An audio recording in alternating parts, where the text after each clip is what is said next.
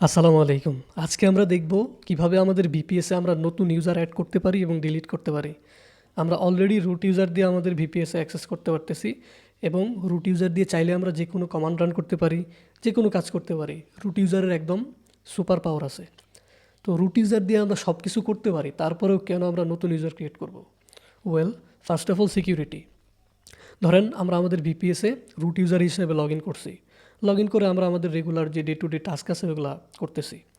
Somehow accidentally আমরা এরকম একটা স্ক্রিপ্ট রান করলাম যেটা ম্যালিশিয়াস ছিল, অথবা আমাদের ডে টু ডে কোনো একটা অ্যাপ্লিকেশনে বা সফটওয়্যারে কোনো একটা ভালনারেবিলিটি এক্সপ্লয়েট হলো। তাহলে কি হবে? আমাদের যে ফুল সার্ভারটা আছে ওই ফুল সার্ভারটাই হচ্ছে হ্যাকারদের কন্ট্রোলে চলে যাবে। এখানে কোনো সেফটি বাউন্ডারি থাকবে না। তো এটা হচ্ছে একটা একটা কারণ। তাছাড়া ধরেন আমরা ট্যাম্প নামে একটা ফোল্ডার আছে, এই ফোল্ডারটা রিমুভ করতে চাচ্ছি। এখন কোনো কারণে, ধরুন কোনো একটা টাইপুর কারণে স্ল্যাশের পর একটা স্পেস চলে আসছে, তাহলে আমাদের এন্টায়ার অপারেটিং সিস্টেমের সব ফাইল ডিলিট হয়ে যাবে। তো এই ধরনের অ্যাক্সিডেন্টাল ড্যামেজ প্রিভেনশনের জন্য আমরা রুট ইউজার দিয়ে হচ্ছে অপারেশনগুলো না করে কোনো একটা ইউজারের আন্ডারে ওই অপারেশনগুলো করব। তাছাড়া মাল্টিপল ইউজার যেন আমাদের ভিপিএসটাকে এফিসিয়েন্টলি ম্যানেজ করতে পারে, এই কারণেও আমরা নতুন ইউজার ক্রিয়েট করব। উবুন্টুতে আমাদের কয়েক টাইপের ইউজার থাকতে পারে। ফার্স্ট অফ অল তো আমাদের root user with super power. তাছাড়া আমাদের নর্মাল ইউজার থাকতে পারে এবং সুট ইউজার থাকতে পারে। তো নর্মাল ইউজাররা লগ ইন করতে পারবে এবং শুধু তাদের নিজস্ব ফাইলগুলো ম্যানেজ করতে পারবে। তারা কোনো সফটওয়্যার ইনস্টল করতে পারবে না, কোনো সিস্টেম ফাইল মডিফাই করতে পারবে না এবং অন্যান্য ইউজারদেরকেও তারা ম্যানেজ করতে পারবে না। অপরদিকে সুডো ইউজাররা মানে এই কাজগুলো করতে পারবে। তো নর্মাল ইউজাররা জাস্ট লগ ইন করে তাদের হোম ডিরেক্টরির মধ্যে থাকা ফাইলগুলো ম্যানেজ করতে পারবে। আর সুডো ইউজাররাও নর্মাল ইউজার, রেগুলার ইউজারই, বাট তারা একটা স্পেশাল গ্রুপে অ্যাড থাকবে, যে গ্রুপটার নাম হচ্ছে সুডো গ্রুপ।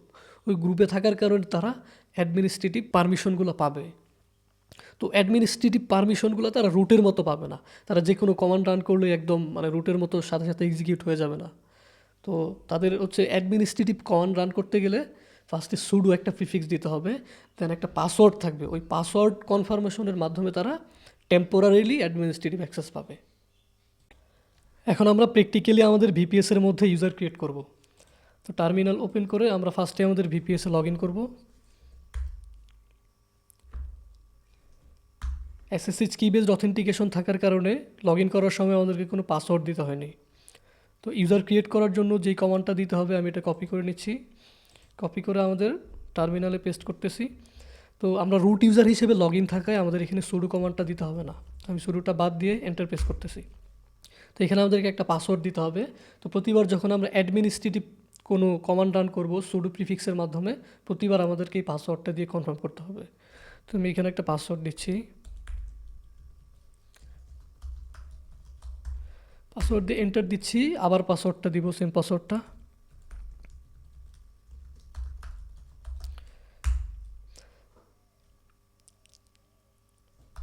এখানে একটা নাম দিব।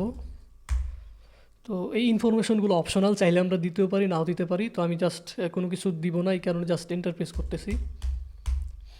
তো আমাকে বলতেছে ইনফরমেশনগুলো কারেক্ট কিনা, আমি ওয়াই লিখে কনফার্ম করতেছি। তো আমাদের ইউজারটা ক্রিয়েট হয়ে গেছে। তো ইউজার ঠিকঠাক মতো ক্রিয়েট হয়েছে কিনা এটা দেখার জন্য আমরা টার্মিনালে লিখতে পারি আইডি, দেন যেই নাম ইউজারটা ক্রিয়েট করছি এই নামটা জন। তো এটা লিখে এন্টার প্রেস করলে আমরা এই ইউজার রিলেটেড কিছু ইনফরমেশন দেখতে পাবো, কারণ ইউজারটা এক্সিস্ট করে। তো এরকম যদি কোনো একটা ইউজার যেটা এক্সিস্ট করে না ওইটা দেখতে চাই, তাহলে দেখবো যে বলতেছে no such user. That means আমাদের ইউজারটা ঠিকঠাক মতো ক্রিয়েট হয়েছে। ইউজার জনকে এখনও আমরা সুডো গ্রুপে অ্যাড করি নাই। দ্যাট মিনস ইউজার জনের প্রিভিলেজ খুবই লিমিটেড।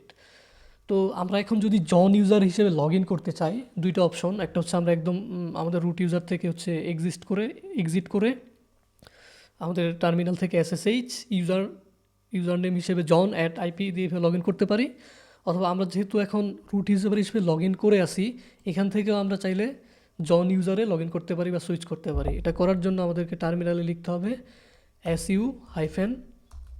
ইউজার নেম হিসেবে জন। এটা লিখে এন্টার দিলে আমরা জন হিসাবে এখন লগ ইন করে আসি। তো জন হিসেবে লগ ইন করে আসি। তো জন ইউজারকে এখনও পর্যন্ত সুডো গ্রুপে অ্যাড করা হয় নাই। দ্যাট মিনস ওর প্রিভিলেজ খুবই লিমিটেড।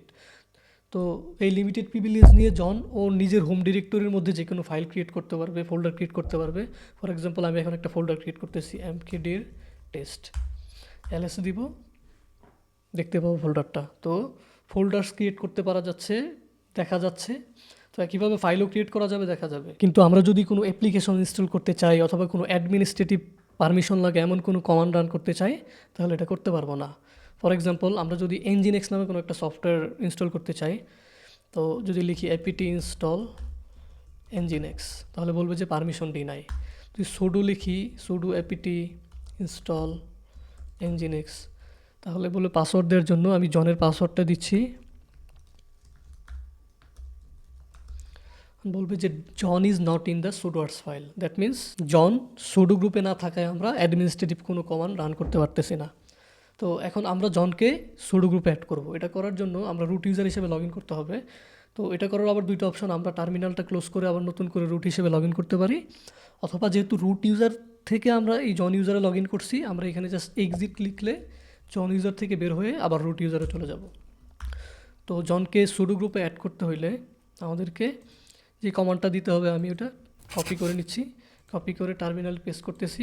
এগেইন আমরা রুট ইউজার হিসেবে লগ ইন করে আছি, এই কারণে সুডো কমান্ডটা দিতে হবে না। সুডোটা রিমুভ করে আমি এন্টার দিচ্ছি। এখন জন আমাদের সুডো গ্রুপে অ্যাড হয়ে গেছে। তো এটা কনফার্ম করার জন্য আমরা আবার টার্মিনালে লিখতে পারি আইডি জন, সরি, তো লিখলে দেখব যে এই যে জনের গ্রুপ হিসেবে সুডো গ্রুপকেও দেখাচ্ছে এখানে। তো এখন যদি আমরা আবার জন ইউজার হিসেবে লগ ইন করি su-jon, এখন জন কিন্তু আমার একটা সুডো ইউজার। এখন যদি আমি sudo apt install nginx এই কমান্ডটা দিই এবং পাসওয়ার্ডটা দিই,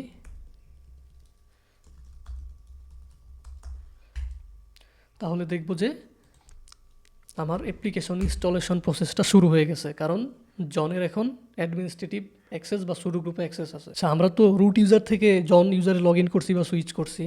তো এখন যদি আমরা টার্মিনালটা একদম ক্লোজ করে আবার মানে একদম ফ্রেশ টার্মিনাল থেকে জন হিসেবে লগ ইন করতে চাই, তাহলে যদি আমরা টার্মিনালে লিখি ssh, এখানে রুটের জায়গায় লিখব জন, লিখে এন্টার দেব।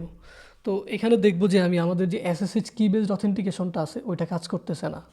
তো এই কারণে আমাকে পাসওয়ার্ড দিতে হবে, এবং এটা কাজ না করার কারণ হচ্ছে আমরা যে SSH কিটা আমাদের পাবলিক SSH কিটা অ্যাড করছিলাম ওইটা আমরা রুট ইউজারের হোম ডিরেক্টরির মধ্যে অথরাইজড কিস ফাইল অ্যাড করছি, কিন্তু আমার জনের যে অথরাইজড কি আছে জনের হোম ডিরেক্টরিতে ওইটাতে কিন্তু আমাদের পাবলিক কিটা নাই। আমরা এটা কনফার্ম করতে পারি cd.ssh ফোল্ডারে গিয়ে, সো আমাদের জনের কোনো SSH ফোল্ডারই নাই। তো আমরা চাইলে এখানে SSH ফোল্ডার ক্রিয়েট করতে পারি। cd ফোল্ডারে যাব, গিয়ে ধরেন ন্যানো অথরাইজড কিস নামে ফাইলের মধ্যে আমাদের যে পাবলিক কিটা আছে এটাকে বসিয়ে দিব।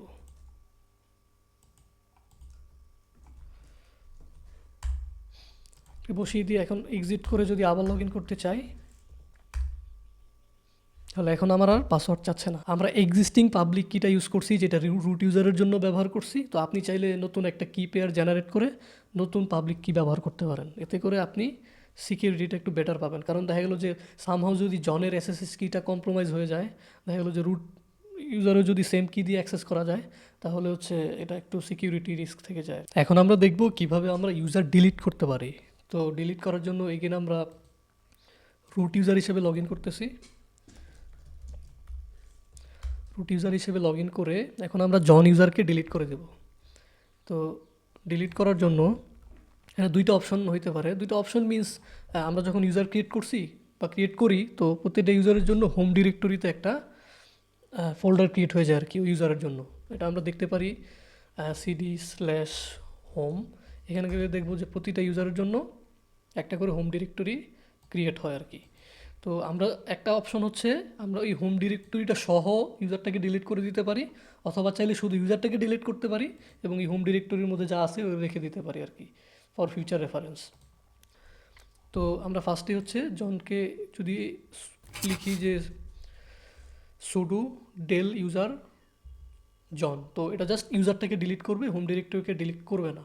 তো আমি জাস্ট এটাকে ডিলিট করে দিচ্ছি। তো আমার জন ইউজারটা ডিলিট হয়ে যাবে, বাট এখানে হোম ডিরেক্টরিটা স্টিল থাকবে। তো হোম ডিরেক্টরি সহ ডিলিট করার জন্য আমরা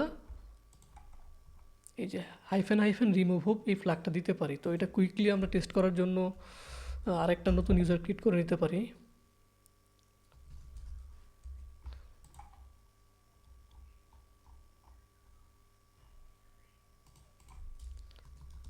টেস্ট।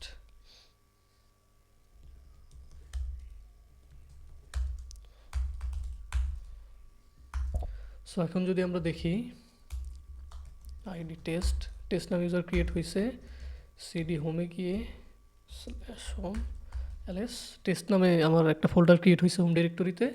এখন যদি আমি এই হোম ডিরেক্টরি সহ ইউজারটাকে ডিলিট করতে চাই, তাহলে এখানে জনের জায়গায় লিখব টেস্ট। আর আমরা যেহেতু রুট ইউজার হিসেবে লগ ইন করে আসি, তাই আমাকে সুডো কমান্ডটা না দিলেও চলবে, এন্টার দিব। তাহলে এখন দেখবো যে আমার হোম ডিরেক্টরি সহ ইউজারটা ডিলিট হয়ে গেছে।